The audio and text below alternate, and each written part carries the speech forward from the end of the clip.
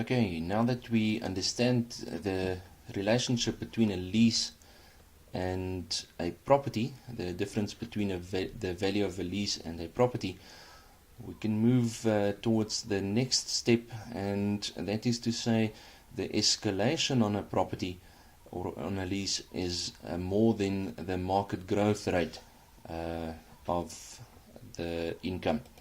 In this instance, we again have a discount rate of 15%.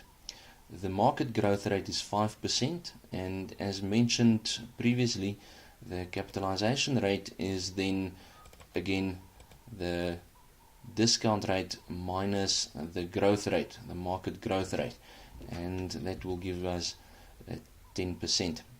So if the value of the property or the purchase price of the property is 10 million rand, then we have an expectation that there must be a first year's income of 1 million rand. Now in this instance we've changed the escalation to 8%. So we want to know what will happen to the value of the property when the lease is escalating at 8% but the market is only growing at 5%. As previously, we have a first year's income of 1 million rand. Then in the second year we have the growth in the income at the escalation rate, not at the market growth rate. So that is 1.08, and we use the same equation going forward, escalating the income every year by 8%. So as we go forward with this, we then see in year 10 we still have the same equation, and then in year 11 there's a big difference.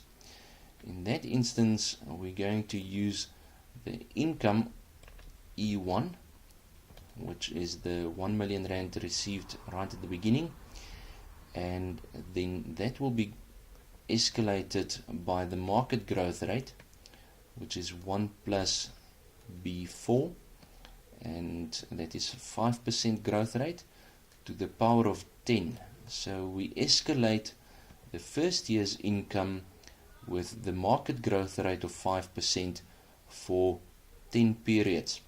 The reason why we do this is to revert back to market. So we say what is the market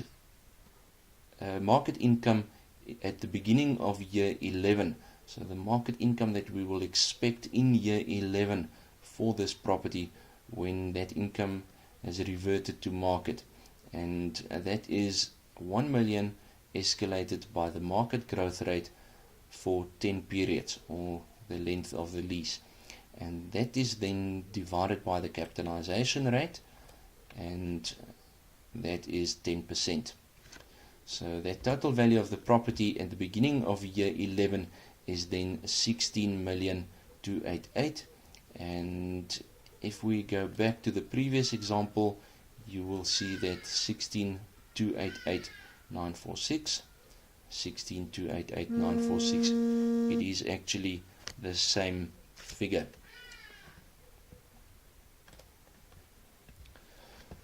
Okay, so the year 11 income is then the same, and the income of the lease over the different periods is then slightly higher. So in this instance, the 869, you can see 869,565 is still the same, and that is because the first year's income was the same. But in the second year, 869, in the second year it is slightly higher because of the higher escalation, but the discount rate is still the 15%. So we keep the same discount rate as in the previous example, but because the income is slightly higher, we will have a slightly higher income in year 2. So in the previous example it was 793. In this example it is 816, based on the slightly higher income that is received due to the higher escalation rate. So the income is growing then at a quicker pace, and in year 10 we add again the value of the reversionary selling price, same equation as previously, and we divide that then by the capitalization rate of 15%, so it's 1.15 to the power of D10, which is 10 years. That results then in a total value of the property of 10,688,474, and that difference is what we know as the top slice, which is 688,474.95, and that is the value that is additional to the normal value of the property based on the above market escalation of the lease, or the above market lease. There's another method to calculate this, and that is to calculate the difference between the market related income and the above market escalation.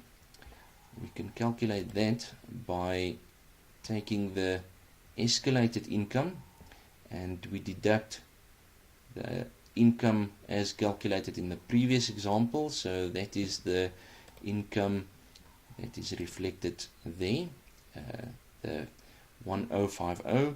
So if we take the 1080, we deduct the 1050, we get 30,000 Rand difference, and we do the same in all the other time periods, and you can then see that the differences, if we then discount that, obviously in the first year it will still be 0.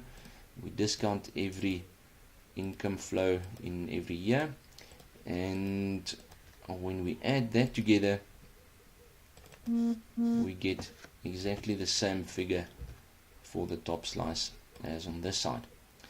So effectively there's two ways to calculate the top slice: by calculating the total lease value, or the total lease income, and add the reversionary value, and the reversionary value as shown earlier is the same as with the property where the lease escalates at market, and determining the total property value then, and deduct the income capitalized value.